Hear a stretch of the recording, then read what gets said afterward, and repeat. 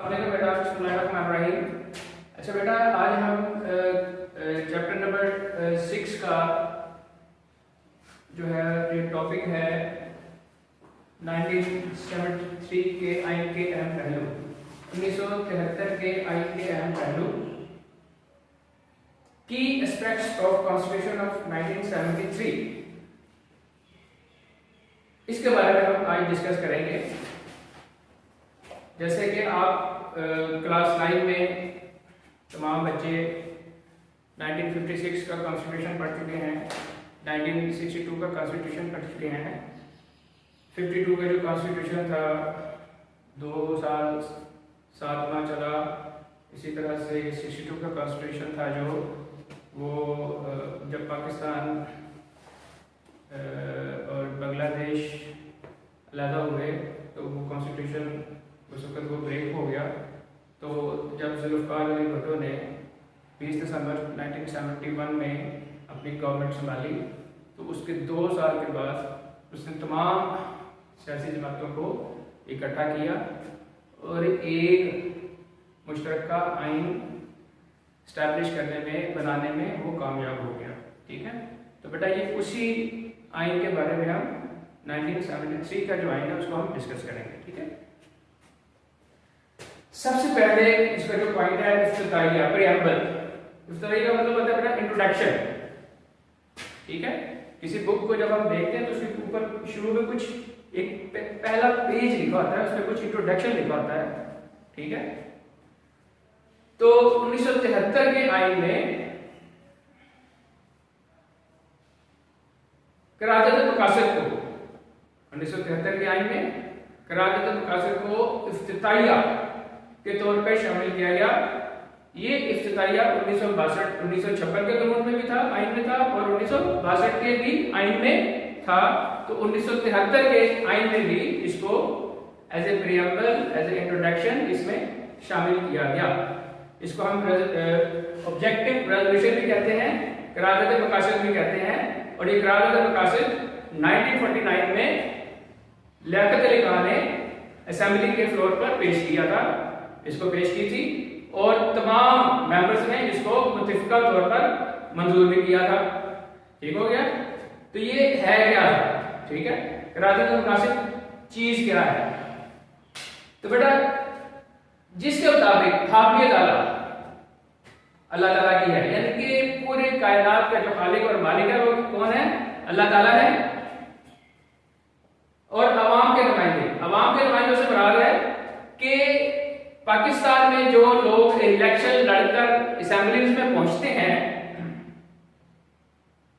तो कोई एमएलए बनता है जो नेशनल असेंबली में जाता है और कोई एमपीए बनता है जो प्रोविंशियल असेंबलीज में जाते हैं। इसी तरह इसी एमएलए में से एक प्राइम मिनिस्टर बनता है और एमपीए में से एक चीफ मिनिस्टर बनता है, एक वजीर आज़म बनता है, एक वजीर आला बनता है। ठीक है, तो कह रहे अवाम के नुमाइंदे। तो ये जो इलेक्ट होके लोग असेंबली में पहुंचते हैं ये क्या है? अवाम के नुमाइंदे हैं, क्योंकि अवाम इन्हें वोट लेकर आपको असेंबली में भेजती है और आप असेंबली में आते हैं। तो अपने इख्तियार, यानी कि जो प्राइम मिनिस्टर है, जो चीफ मिनिस्टर है, जो एमपीएज है, जो एमएलए है, इनको जो पावर्स मिली हैं, जो इख्तियार मिले हैं, वो मुकद्दस इमानत के तौर पर, यानी कि ये इख्तियार अल्लाह ताला की तरफ से एक मुकद्दस इमानत है। ठीक है, और वो क्या है कि इन इख्तियारात को वो कुरान और सुन्नत की रोशनी में हदूद में रहते हुए इन इख्तियारात का इस्तेमाल करेंगे। किसको जोर किसके बाद? कुरान और सुन्नत के मुताबिक, यानी कि अल्लाह ताला ने जो काम करने का कह दिया है वो करना है, जिसे मना कर दिया है उसे मना हो जाना है। इस तरह आप सल्लल्लाहु अलैहि वसल्लम ने जो हुक्म दिया, आप सल्लल्लाहु अलैहि वसल्लम की जो सुन्नत है, हदीस है, उनको हमने लेके चलना है। ठीक है, तो वो जो इख्तियार है कुरान और सुन्नत के हदूद के अंदर रहते हुए करेंगे। अच्छा, पहले ये जो फॉर्मल पार्ट था इसको कॉन्स्टिट्यूशन में मुकम्मल एब्सोल्युटली तौर पर शामिल नहीं किया गया था, तो 1985 में डलाइन कर लें। 1985 में एक तरमीम के जरिए, अमेंडमेंट के जरिए, एक अमेंडमेंट के जरिए इसको 1973 के आइन का बाकायदा हिस्सा बना दिया गया। ठीक है, अब इसके बेटा जो नंबर 2 पॉइंट है, तहरीरी आइन, रिटन कॉन्स्टिट्यूशन, ये एक बुक के ऊपर लिखा हुआ कानून है। इसके ऊपर बुक के ऊपर लिखा हुआ कानून है, इसको इसलिए हम इसको कहते हैं रिटन कॉन्स्टिट्यूशन। ब्रिटिश का भी आइन कॉन्स्टिट्यूशन है, लेकिन वो अनरिटन फॉर्म में है, वो उसके लिए किताब बकायदा तौर पे लिखी नहीं गई। ठीक है, लेकिन पाकिस्तान का जो आइन है वो रिटन है, उसकी एक बुक की शक्ल में वो हमारे पास अवेलेबल है, उसके सेक्शंस भी हैं। ठीक है, तो ये पाकिस्तान का जो आइन है क्या है, सबसे पहला तहरीरी आइन है, रिटन कॉन्स्टिट्यूशन है। पहले दस्तावेज की तरह, पहले आइनों की तरह, पहले कॉन्स्टिट्यूशन की तरह, यानी कि 56 का कॉन्स्टिट्यूशन, 62 का कॉन्स्टिट्यूशन, ये आइन भी तहरीरी है। 1956 का आइन भी तहरीरी था, 1962 का आइन भी तहरीरी था, और 1973 का आइन भी तहरीरी है। जो 280 दफात, 280 सेक्शन, अंडरलाइन करने इसको, 280 सफात, 280 सेक्शन इसमें है। कितने सेक्शन है? 280 एमसीक्यूज है, 12 हिस्सों,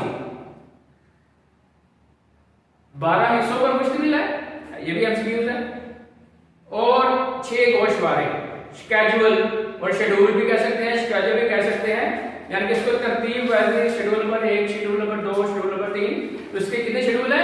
6 गोशवारे हैं, 6 स्केड्यूल्स हैं या शेड्यूल्स हैं। ठीक है, नंबर 3 सॉरी, वफाकी आइन, फेडरल कॉन्स्टिट्यूशन।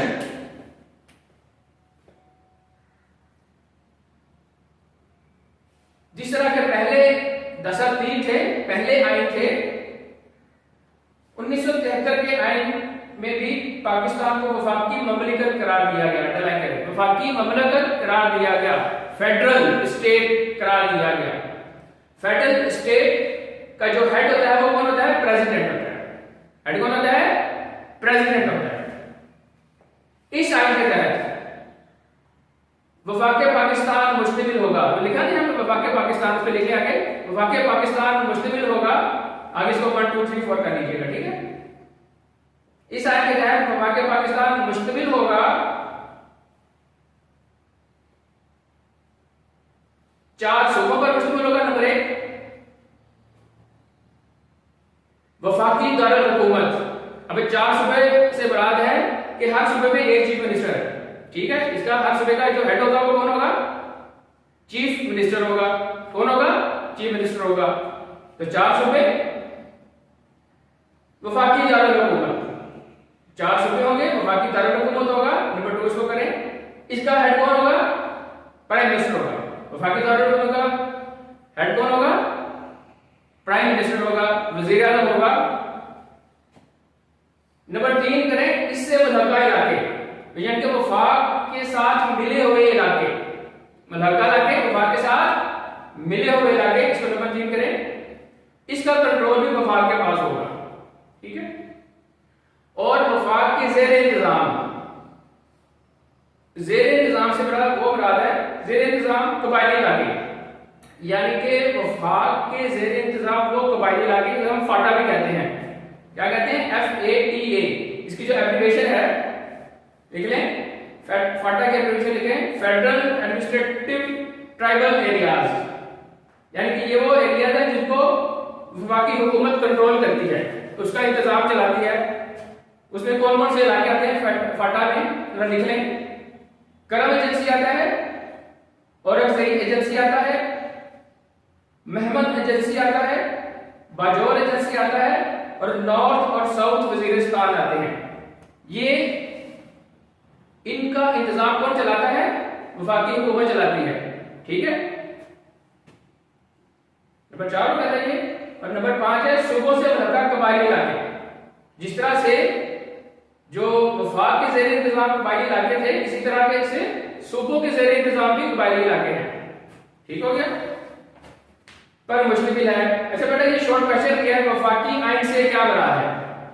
ठीक है, तो इसको आपने एज ए शॉर्ट क्वेश्चन भी याद करना है। अगला पॉइंट है नीम इस्तेवार आइन, सेमी रिजिड कॉन्स्टिट्यूशन, यानी कि ऐसा आइन, ये ऐसा आइन है कि इसको आप असेंबली में कोई चीज आपको इस सेक्शन में ठीक नहीं लग रही है, उसमें तब्दीली होना जरूरी है, तो आप असेंबली में जो मेंबर ऑफ असेंबली होते हैं वो एक करारदाद लेके आते हैं कि जनाब जो कॉन्स्टिट्यूशन का जो ये सेक्शन है ये सही तरह से लोगों की नुमाइंदगी नहीं कर रहा, इसको हम तब्दील कर दें। तो वो जो करारदाद आएगी उसको असेंबली में पेश किया जाएगा और असेंबली में फिर जो स्पीकर होता है वो फिर उस करारदाद के ऊपर, दरख्वास्त के ऊपर वोट लेता है, और अगर 2/3 majority of the member of national assembly, 2/3 majority of member of national assembly और सेनेट के अरकान उसको मंजूर कर लेते हैं तो आइन में तब्दीली वाकया हो जाएगी। ठीक है, इसको जरा पढ़ लेता हूं कि 1973 का आइन नीम इस्तेवार नौयत का है, सेमी रिजिड, ना ज्यादा मुश्किल है ना ज्यादा आसान है। नीम इस्तेवार आइन है, ना ज्यादा मुश्किल है ना ज्यादा आसान है। इसमें तरमीम का तरीकाकार, यानी कि इसको तब्दील करने का तरीका ना ज्यादा मुश्किल है ना आसान है। कौमी असेंबली और सेनेट की 2/3 अक्सरियत आइन में तरमीम की मजाल है, उनके पास पावर है कि वो आइन में तब्दीली कर सकते हैं विद 2/3 मेजॉरिटी। इसके बाद नंबर 4 है कौमी जुबान, नेशनल लैंग्वेज। 1973 के आइन की रूह से उर्दू पाकिस्तान की कौमी जुबान होगी।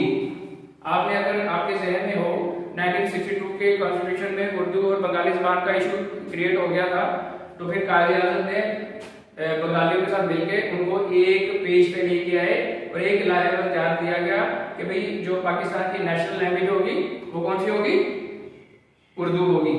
ठीक है, तो 1973 के आइन की रूह से पाकिस्तान की कौमी जुबान उर्दू होगी और इसको 15 साल के अरसे में उर्दू जुबान को सरकारी जुबान की हैसियत हासिल हो जाएगी। यानी कि जब ये कानून पास हुआ उस दिन से उन्होंने काउंटिंग शुरू कर दी कि 15 साल के अरसे में ये उर्दू जुबान पाकिस्तान की नेशनल लैंग्वेज डिक्लेयर हो जाएगी। तो 15 साल का वक्त दिया, टाइम दिया। इस दौरान क्या किया कि अंग्रेजी जुबान को राइज कर दिया गया, बतौर सरकारी जुबान इस्तेमाल किया गया। इस दौरान किसको, अंग्रेजी जुबान को राइज किया गया और ये सरकारी जुबान के तौर पर इस्तेमाल होने लगी और उसमें ये डिक्लेयर किया गया, उसमें ये कहा गया, हुक्म दिया गया कि इसको 15 साल में उर्दू को नाफिज कर दिया जाए, लेकिन ये आज तक नाफिज ना हो सकी एज ए नेशनल लैंग्वेज, सरकारी जुबान के तौर पर अभी तक ये राइज नहीं हो सकी। ठीक है, अगला है नंबर 6 पॉइंट है इस्लामी आइन, इस्लामिक कॉन्स्टिट्यूशंस। इस्लामी आइन की अहम दफात, शॉर्ट क्वेश्चन है, इस्लामी आइन की अहम दफात लिखें। नंबर 1 कर लें इसको,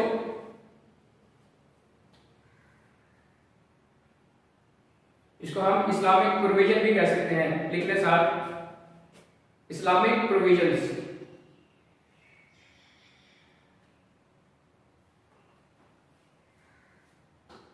पाकिस्तान के आईन में मुमलिकत का सरकारी मजहब इस्लाम को करार दिया गया। पाकिस्तान का जो सरकारी मजहब क्या था, इस्लाम को करार दिया गया। नंबर 1 करें, यानी कि पाकिस्तान का सरकारी मजहब क्या होगा, इस्लाम होगा। सदर और वज़ीर आज़म नंबर 2 कर लें, मुसलमान होना जरूरी है। नंबर 2, सदर और वज़ीर आज़म के लिए मुसलमान होना जरूरी है। नंबर 3, पाकिस्तान का मुकम्मल नाम इन्वर्टेड कॉमास में है इस्लामी जमहूरिया Pakistan, Islamic democratic republic of Pakistan. ठीक है, नंबर 4, इस आइन का मकसद शहरियों में इस्लामी तर्ज जिंदगी को तरवीज, यानी कि उसकी इशाअत, तरवीज करना, इशाअत करना और तरक्की देना है।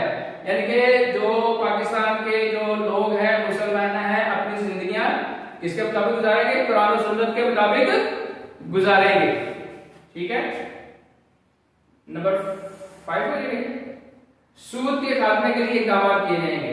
ठीक है, रिबा भी कहते हैं अरबी में इसको, कि पाकिस्तान से सूद का खात्मा किया जाएगा। और अगर आप 1948 या कल जुलाई 1948 कायद-ए-आज़म का खिताब देखें, स्टेट बैंक के अफसरान से खिताब किया था कायद-ए-आज़म ने, तो उसमें उन्होंने कहा था कि मगरिब के माशी निज़ाम ने मुसलमानों के लिए, लोगों के लिए, इंसानियत के लिए नाकाबिले हल मसाइल पैदा कर दिए। वो कौन से मसाइल थे? सूद का निज़ाम था, जिससे लोगों के हकूक मारे जा रहे थे, लोगों का इस्तेसाल हो रहा था।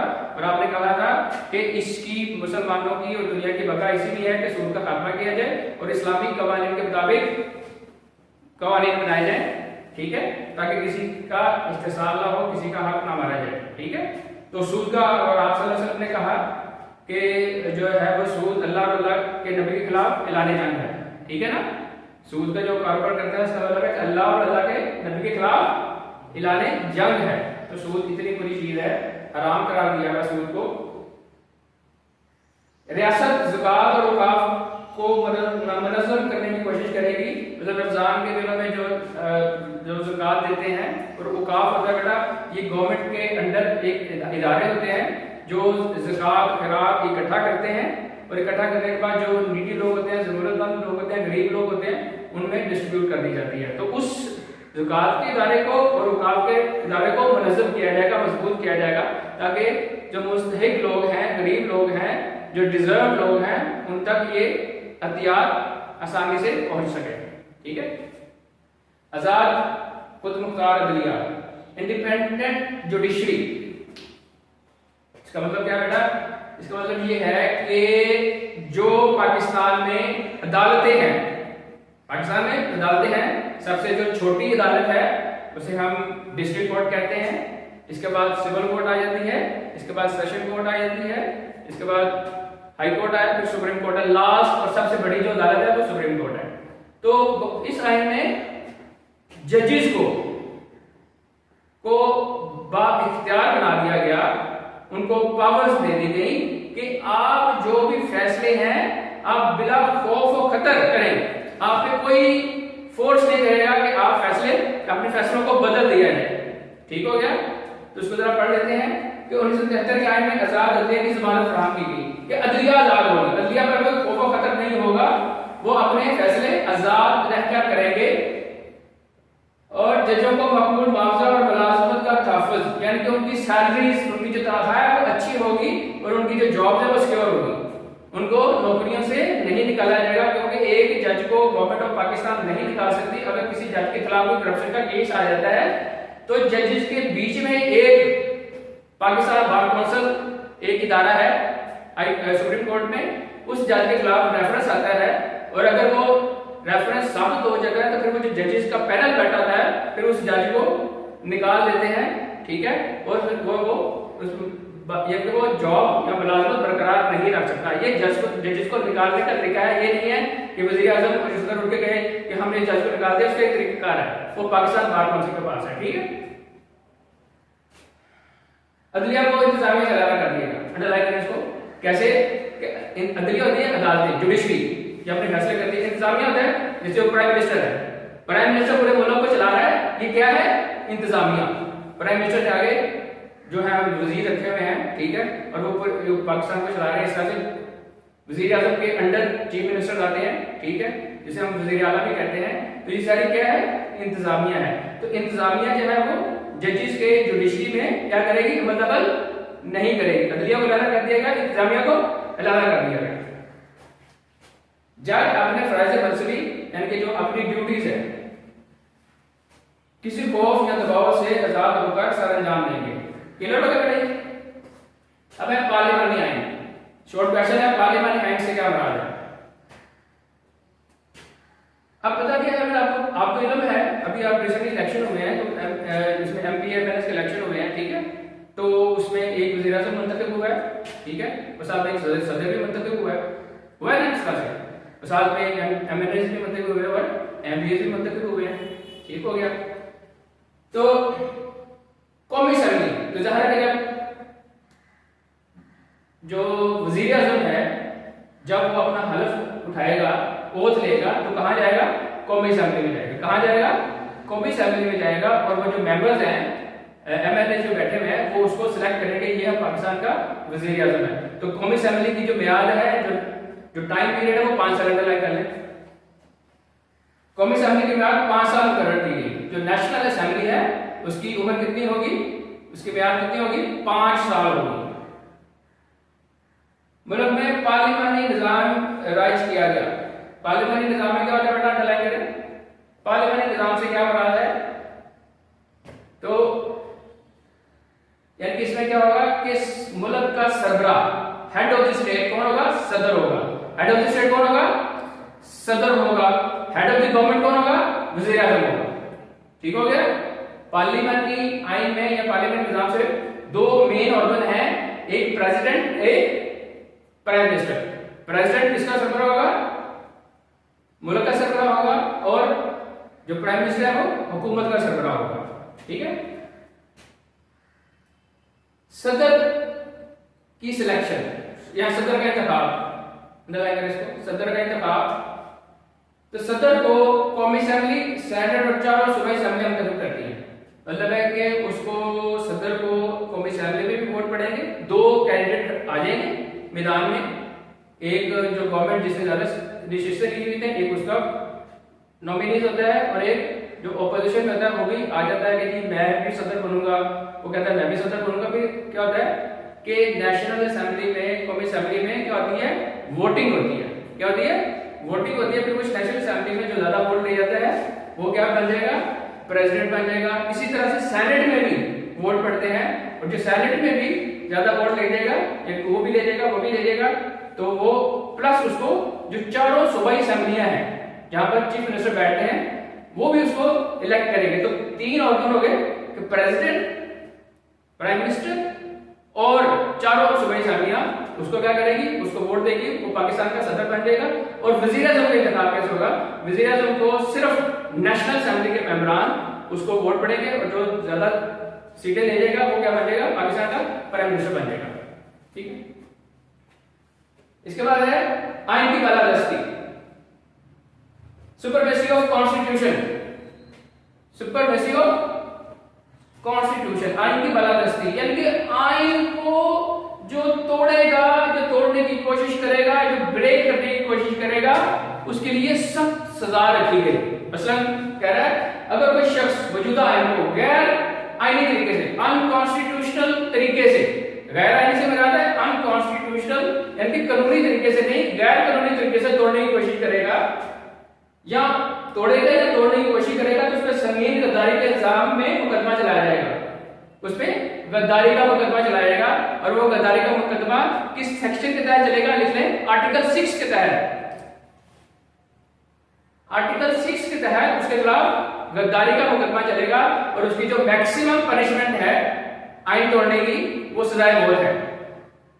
क्या है, आइन तोड़ने की जो मैक्सिमम सजा क्या है, सजाए मौत है। आगे है आईनी इदारे, कॉन्स्टिट्यूशनल इंस्टीट्यूशंस। अच्छा, 1973 के आईन में मरकजी और सूबाई मफादात और मामलात के तहफ़्फ़ुज़ के लिए कई आईनी इदारे भी तश्कील दिए गए। यानी कि मरकजी और सूबाई मफादात, यानी कि मरकज के फायदे को मद्देनजर रखना और सूबों के फायदे को मद्देनजर रखना, मफादात, मामला, मैटर्स, इशू को तहफ़्फ़ुज़ देने के लिए, हिफाजत देने के लिए कई आईनी इदारे बनाए गए, कॉन्स्टिट्यूशनल इंस्टीट्यूशन बनाए गए। ठीक हो गया। लिख लें आईनी इदारे। पाकिस्तान में कुल कितने आईनी इदारे हैं? पाकिस्तान में टोटल 5 कॉन्स्टिट्यूशनल इंस्टीट्यूशन है, आईनी इदारे हैं। मसलन मुश्तरका मफादात कौंसिल, बेटा ये होता है मुल्क की बेहतरी के लिए फैसले करना। मुश्तरका मफादात, common interest of the country, common interest of the state. तो रियासत की, मुल्क की बेहतरी के लिए अच्छे बेहतरीन फैसले करना, उसके लिए कौन सी बनाई गई? मुश्तरका मफादात कौंसिल नंबर 1। कौमी इक्तिसादी कौंसिल, बेटा ये नंबर 2 है कि जो ये डिसाइड करती है कि हम मुल्क में कौन सी चीजें इंपोर्ट करनी है, कौन सी चीजें एक्सपोर्ट करनी है, कौन सी चीजें हम पाकिस्तान में बनाएंगे, पाकिस्तान को फायदा होगा, कौन सी चीजें पाकिस्तान से बाहर से मंगवाएंगे, उसको फायदा होगा। तो ये तिजारत को फरोग देने के लिए, मुल्क की तिजारत को, तरक्की को, डेवलपमेंट को फरोग देने के लिए अहम काम करती है। ठीक है, इसका नाम क्या है? कौमी इक्तिसादी कौंसिल, कौमी मालियाती कमीशन, अंडरलाइन कर लें। कौमी मालियाती कमीशन बेटा ये होता है जो बजट बनाने में अहम किरदार अदा करता है। कौमी मालियाती कमीशन जो बजट बनाने में, यानी ये स्टेट बैंक कह सकते हैं इसमें आप, ठीक है।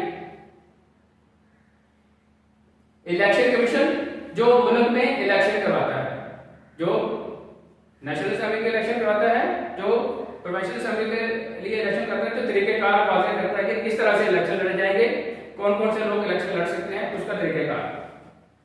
अगला है वफाकी मुहतसब,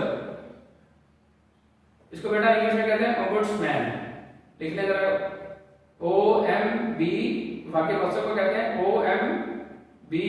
OMBUDSMAN, ओम्बुड्समैन, वफाकी मुहतसब। बेटा ये वो इदारा है कि जो लोग अदालत में नहीं जा सकते, वकीलों का खर्चा नहीं पे कर सकते, ठीक है, तो उनके छोटे छोटे इश्यूज हैं, घर का बिजली का बिल ज्यादा आ गया है, मीटर नहीं लग रहा है, रसोई गैस का बिल नहीं सही ज्यादा आ रहा है, कम आ रहा है, या उसमें मुश्किलात पेश आ रही हैं, तो वो जो सारफ है या मैं हूँ, ये कोई इशू है, प्रॉब्लम है, तो मैं अदालत जाने के बजाय वो वफाकी मुहतसब के पास जाऊंगा, उसके पास अपना केस लेके जाऊंगा, उसका फैसला दे देगा और वो इदारे फैसला मानने के पाबंद होंगे, उसे वफाकी मुहतसब कहते हैं, ठीक है। ये इदारे आइन की हदूद के अंदर अपने फराइज़ मसबी सरअंजाम देंगे और मुल्क की मफाद को मुकद्दम रखेंगे। आखिरी है दो वानिब करना, बाई कैमरल लेजिस्लेशन अंडरलाइन कर लें। दो वानिब करना से क्या मुराद है, वेरी इंपॉर्टेंट शॉर्ट क्वेश्चन है ये भी। टू जो है ना, टू इंस्टीट्यूशन होंगे, दो इदारे होंगे इस पार्लियामेंट में, हमसे कहते हैं इकाई में दो इदारे होंगे, एक नेशनल असेंबली होगा और एक सेनेट होगी। एक दो बड़े इदारे होंगे, नेशनल असेंबली और सेनेट, ठीक है। के अंदर पार्लियामेंट दो ईवानों पर मुश्तमिल होगा, दो ईवानों पर, ठीक है, मुश्तमिल होगा। दो ईवान कौन कौन से होंगे, लेकिन दो पार्लियामेंट में, ठीक है। ईवान बाला सबसे बड़ा जो इदारा है उसे सेनेट कहते हैं, सबसे बड़ा इदारे को क्या कहते हैं, ईवान बाला सेनेट। ईवान बाला क्या, बड़ा। ईवान जरी छोटा इदारा, उसको हम क्या कहेंगे, नेशनल असेंबली, कौमी असेंबली कहेंगे, उसे ईवान जरी कहेंगे। ईवान बाला किसे कहेंगे, सेनेट को। ईवान जरी कौमी असेंबली को। सेनेट में सूबों को मसावी नुमाइंदगी दी गई है, यह कि जो ज्यादा सीटें लेके आती है उसको सेनेट में ज्यादा सीटें मिलती हैं, जो कम सीटें लेके जीती है उसको कम लोग वहां पे अवेलेबल होते हैं। तो सेनेट में 100 मेंबर्स होते हैं। सेनेट में कितने मेंबर्स होते हैं, 100 मेंबर्स होते हैं। और नेशनल असेंबली में कितने मेंबर्स होते हैं, 342 होते हैं, ठीक है। नेक्स्ट सेनेट में कितने मेंबर्स हैं, 100। कौमी असेंबली अंडरलाइन करके इसके एमसीक्यूज हैं। सेनेट में 100 मेंबर्स हैं, कौमी असेंबली में 342 मेंबर्स हैं, और ये टोटल जो मेंबर बनते हैं 446। इसको क्या कहते हैं, मजलिस शुरा भी कहते हैं, इसे हम पार्लियामेंट भी कहते हैं, इसको हम क्या कहते हैं, पार्लियामेंट भी कहते हैं। और इसकी मियाद जो है, सेनेट की जो मियाद अंडरलाइन कर ले, छोड़ के बिल्कुल है 6 साल होती है। सेनेट जो है वो 6 साल के लिए होती है, और जो नेशनल असेंबली है वो कितने साल के लिए होती है, 5 साल के लिए। नेशनल असेंबली कितने साल के लिए, 5 साल के लिए, और सेनेट 6 साल के लिए। दोनों मिला के क्या चीज बनाते हैं, मजलिस शुरा, पार्लियामेंट से करते हैं, ठीक है। दो बुनियादी हकूक, फंडामेंटल राइट्स। आइन में शहरियों को तमाम बुनियादी हकूक हासिल हैं। पार्लियामेंट और सूबाई असेंबली को बुनियादी हकूक के मुताबिक कानून बनाने की इजाजत नहीं है। मतलब फंडामेंटल राइट्स है, जब कोई मुल्क आजाद होता है, तो जब वो यूनाइटेड नेशन का मेंबर बन जाता है, तो वहां पर एक शिप लिखी हुई है कि कोई मुल्क फंडामेंटल राइट्स की वायलेशन नहीं करेगा। अगर वो कोई मुल्क जो है वो फंडामेंटल राइट्स की वायलेशन करेगा तो उसको यूनाइटेड नेशन से निकाल दिया जाएगा, ठीक है। तो उसमें क्या है कि आपको बोलने की आजादी, लिखने की आजादी, ठीक है, एक जगह कोई बना के कोई तकरीर करनी है उसकी आजादी, ठीक है। अब टीवी पे बैठ के आप जिसके खिलाफ मर्जी बात कर ले उसकी आजादी, यानी कि आजादी राय, ठीक है। इसको क्या कहते हैं, फंडामेंटल राइट कहते हैं, ठीक है बेटा। तो बेटा ये आज का जो टॉपिक है कंप्लीट कंक्लूड हो गया है। इंशाल्लाह ताला बेटा इसको अच्छी तरह से लिख लीजिएगा, पढ़िएगा, इसके शॉर्ट क्वेश्चन मैंने बता दिए हैं, ठीक है। तो बेटा अगले लेक्चर के लिए अल्लाह हाफिज़।